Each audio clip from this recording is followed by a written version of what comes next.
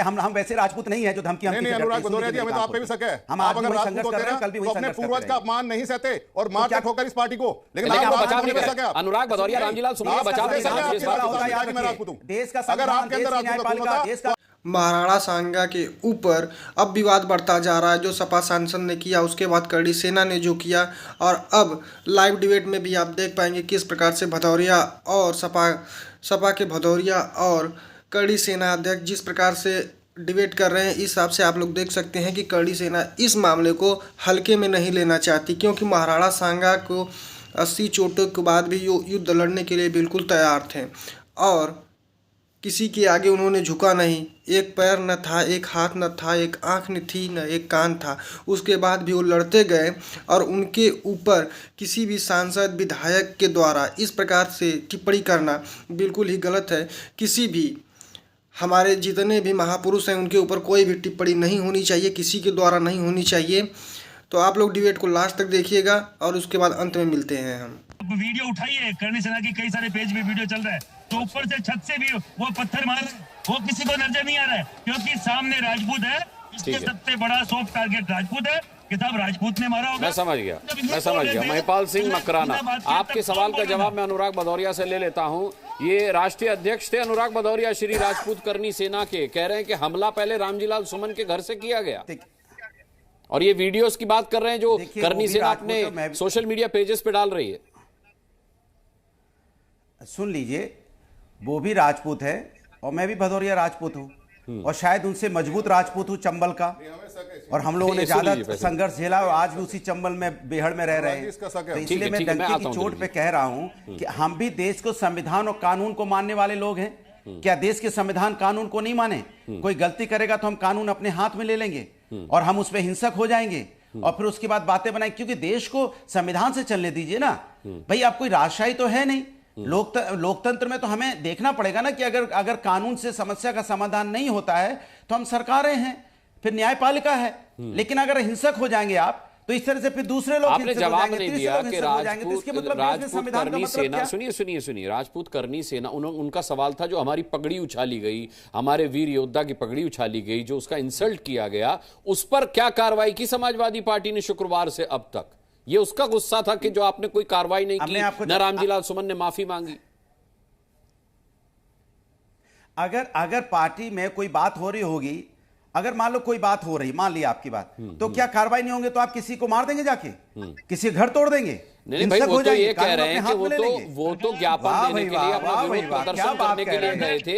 वो ये कह रहे हैं कि रामजीलाल सुमन के घर की छत से पत्थर फेंके गए। अभी बोल रहे थे कि मैं चंबल की धरती से हूँ, तो चंबल का व्यक्ति अगर परेशान होता है तो क्या करता है आपसे ज्यादा कोई नहीं जानता होगा।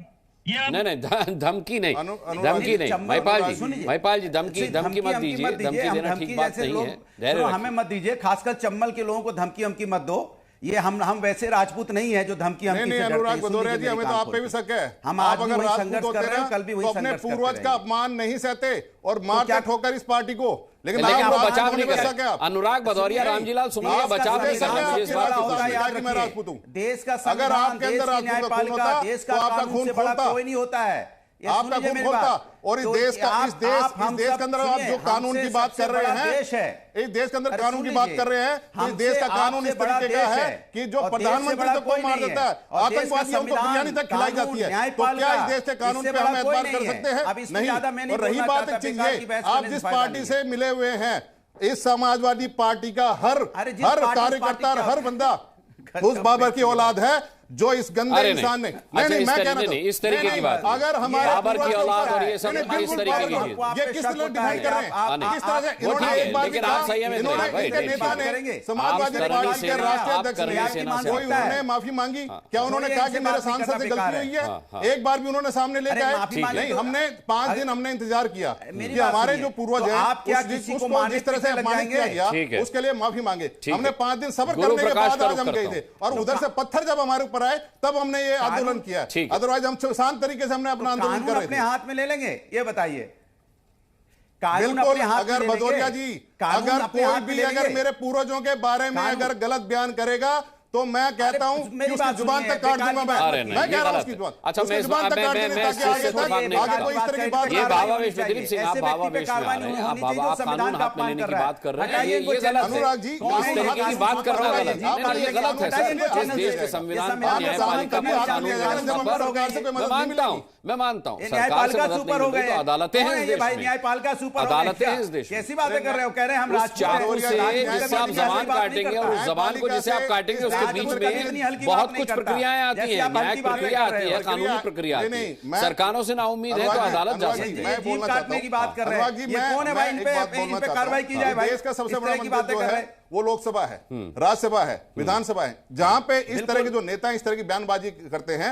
मेरे सरकार से भी एक निवेदन है कि वो इस तरह का कानून लेकर आए कि कोई भी जो इस तरह के जो महापुरुष है उनके बारे में अगर गलत टिप्पणी करता है तो उसको जो है निष्कासित किया जाए और उसको सजा मिले। गुरु प्रकाश जी सरकार को, और ये सारी मिलीभगत जो है वो सरकारों की है। ठीक है, ठीक है। अनुराग भदौरिया एक लाइन में खत्म कीजिए, फिर मैं आगे बढ़ता हूं। आपका सही है। देखिए ये सब सही, आपने बोला कैसा कानून लाना चाहिए, यहां तक तो ठीक है, लेकिन आप जीभ काट लेंगे। नहीं, उस पर आपत्ति जताई मैंने, और वो आपत्ति नहीं, ऐसे कार्रवाई होनी चाहिए। और वो महाराणा सांगा को लेकर के उनकी भावनाएं हैं, उनकी भावनाएं। चलिए ठीक है, मैं हिंदू के साथ साथ मैं एक राजपूत हूं और मेरे ख्याल से आप भी एक राजपूत हैं और आप भदौरिया जो अभी कह रहे थे कि मैं भी एक राजपूत हूं, तो संविधान को बोलना चाहिए। मेरा सिर्फ एक ये डर था कि आप संविधान के ऊपर नहीं हो भाई, कि जिसने गलती करी है उसको सजा। तो आपने पूरा डिबेट देखा, पूरा डिबेट देखने के बाद आप किस नतीजे पर पहुंचे हैं कमेंट करके बताएं। महाराणा सांगा का इस प्रकार से अपमान किसी भी सांसद या विधायक के द्वारा नहीं होना चाहिए, किसी भी महापुरुष का नहीं होना चाहिए। और आपको बता दें कि जितने भी 29 लोगों के ऊपर एफआईआर दर्ज हुई थी, करड़ी सेना के सभी लोगों को बेल मिल चुकी है और सभी लोग जेल से छूट चुके हैं। वहीं बात करें तो अब जो सपा सांसद थे उनके ऊपर एफआईआर दर्ज कर ली गई है। वीडियो कैसा लगा कमेंट करके जरूर बताइएगा। जय हिंद, वंदे मातरम।